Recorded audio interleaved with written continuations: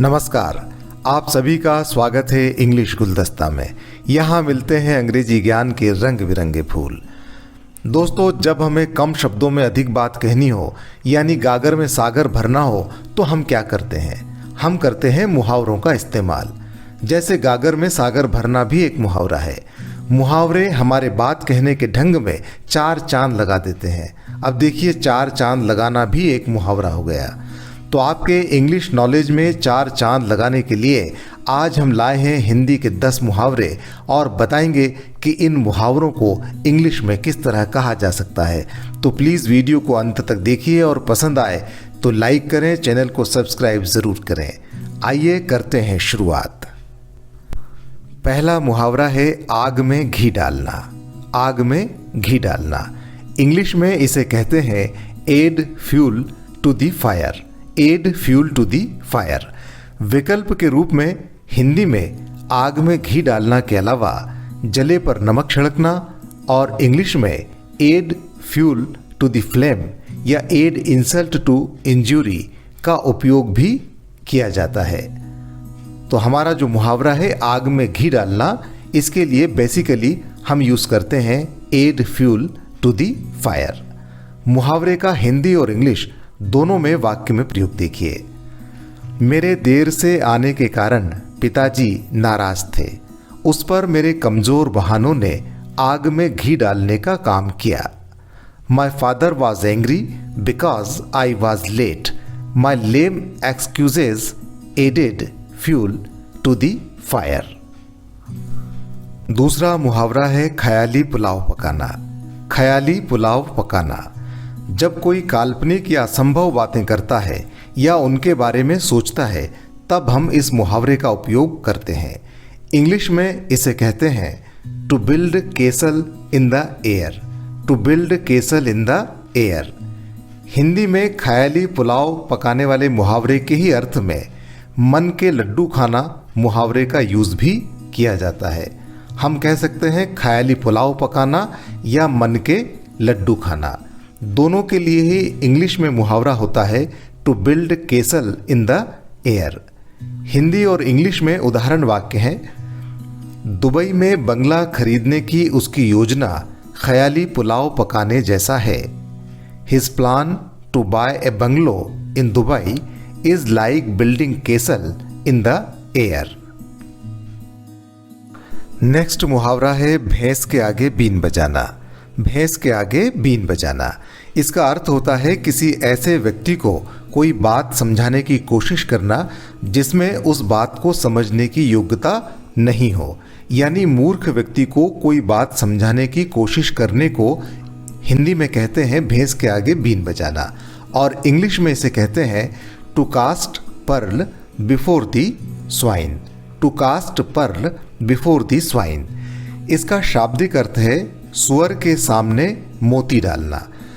तो जिस तरह भैंस के आगे बीन बजाने से वो नाचती नहीं है, उसी प्रकार सुअर मोती की कीमत नहीं समझता है।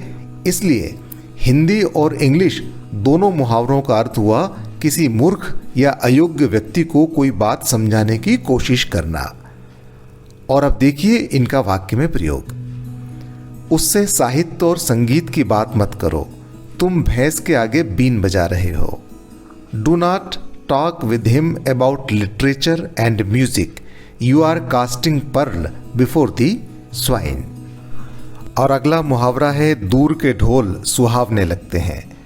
दूर के ढोल सुहावने लगते हैं, जब कोई व्यक्ति अपनी स्थिति से संतुष्ट ना हो और उसे दूसरे लोग हमेशा बेहतर स्थिति में नजर आते हों, बेहतर स्थिति में लगते हों, भले ही वे बेहतर स्थिति में ना हो, तब हम इस मुहावरे दूर के ढोल सुहावने का यूज़ करते हैं। इसे इंग्लिश में कहते हैं the grass is always greener on the other side.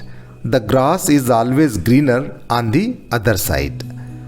वाक्य में प्रयोग है वह सोचता है कि उसके रिश्तेदारों के पास अधिक पैसा है, उसे दूर के ढोल सुहावने लगते हैं।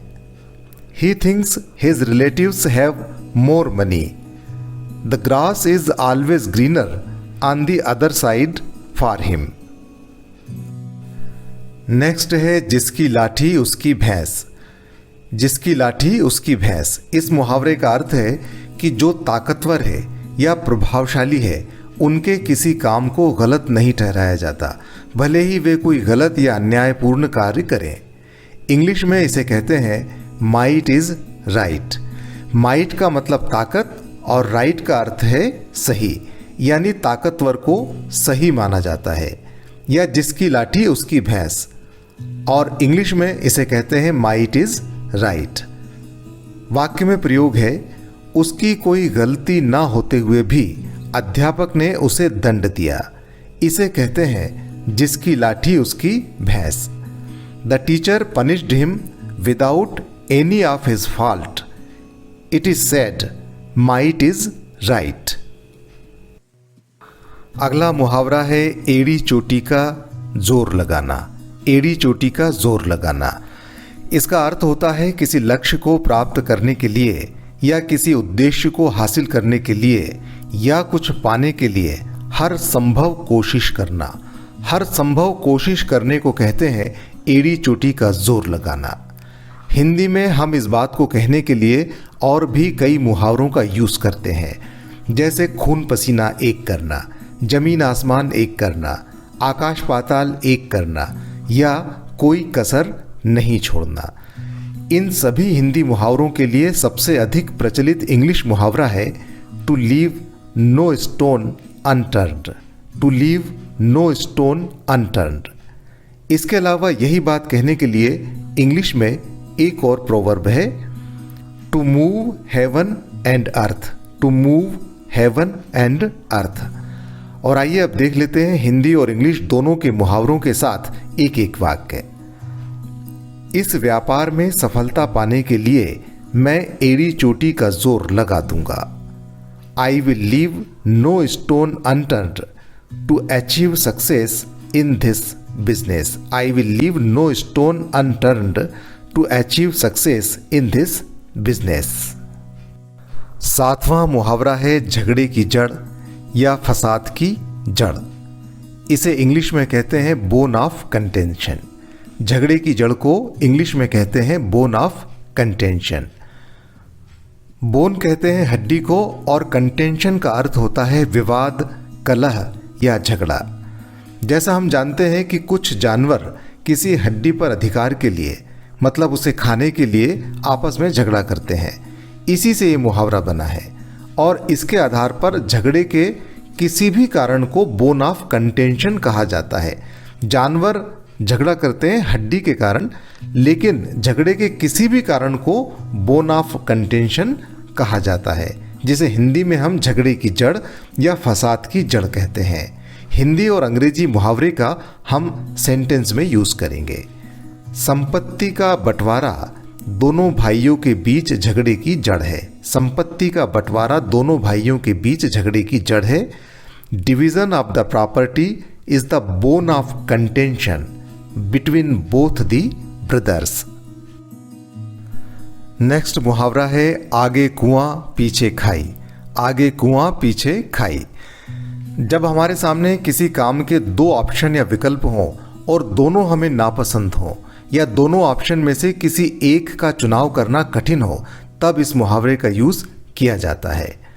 इंग्लिश में इसे कहते हैं between the devil and the deep blue sea. Between the devil and the deep blue sea. इसका शाब्दिक अर्थ है एक तरफ शैतान और दूसरी तरफ गहरा समुद्र, लेकिन मुहावरेदार अर्थ या इडियोमेटिक मीनिंग वही है आगे कुआं पीछे खाई। वाक्य में प्रयोग है यदि मैंने छुट्टी नहीं ली तो बच्चे नाखुश हो जाएंगे, और छुट्टी लूंगा तो साहब नाराज हो जाएंगे। मेरे आगे कुआं पीछे खाई है। If I take leave the boss will be angry, and if I do not the children will be unhappy. I am between the devil and the deep blue sea. अगला मुहावरा है राई का पहाड़ बनाना, तिल का ताड़ बनाना या बात का बतंगड़ बनाना। ये तीनों मुहावरे हमने एक साथ इसलिए लिए हैं क्योंकि तीनों का अर्थ है किसी छोटी सी या साधारण बात को या छोटी समस्या को बड़ा करके देखना, या उस पर ओवर रिएक्ट करना या ज़रूरत से ज़्यादा प्रतिक्रिया करना और छोटी बात को बड़ा बना देना। इसको हिंदी में हम राई का पहाड़ बनाना, तिल का ताड़ बनाना या बात का बतंगड़ बनाना कहते हैं। और इसके लिए इंग्लिश में 2 इडियम्स आपको बता रहा हूँ। पहला है to make a mountain out of a molehill, to make a mountain out of a molehill. और दूसरा है much ado about nothing, much ado about nothing. वाक्य में प्रयोग है why are you so angry, I gave you just a suggestion and you are making a mountain out of a molehill. तुम इतने गुस्सा क्यों हो, मैंने तो सिर्फ सुझाव दिया है और तुम राई का पहाड़ बना रहे हो। अगला मुहावरा है अब पछताए होत क्या जब चिड़िया चुग गई खेत। इस मुहावरे का अर्थ है किसी ऐसी बात पर या ऐसी घटना पर पछतावा करना या उदास होना जो हो चुकी है और जिसे बदला नहीं जा सकता है। इंग्लिश में इसे कहते हैं it is no use crying over spilled milk या it is no use crying over spilled milk. शाब्दिक अर्थ हुआ कि जो दूध गिर गया है या छलक गया है या फैल गया है उस पर रोने से कोई लाभ नहीं है। और मुहावरेदार अर्थ वही है अब पछताए होत क्या जब चिड़िया चुग गई खेत। उदाहरण वाक्य है तुम स्टेशन समय से नहीं पहुँचे इसलिए गाड़ी छूट गई। अब पछताए होत क्या जब चिड़िया चुग गई खेत। और इंग्लिश में you did not reach the station on time, you did not reach the station on time so you missed the train, it is no use crying over spilled milk. तो ये थे हमारे आज के मुहावरे। आपके सुझावों का रहेगा इंतज़ार। आज के लिए इतना ही। नमस्कार।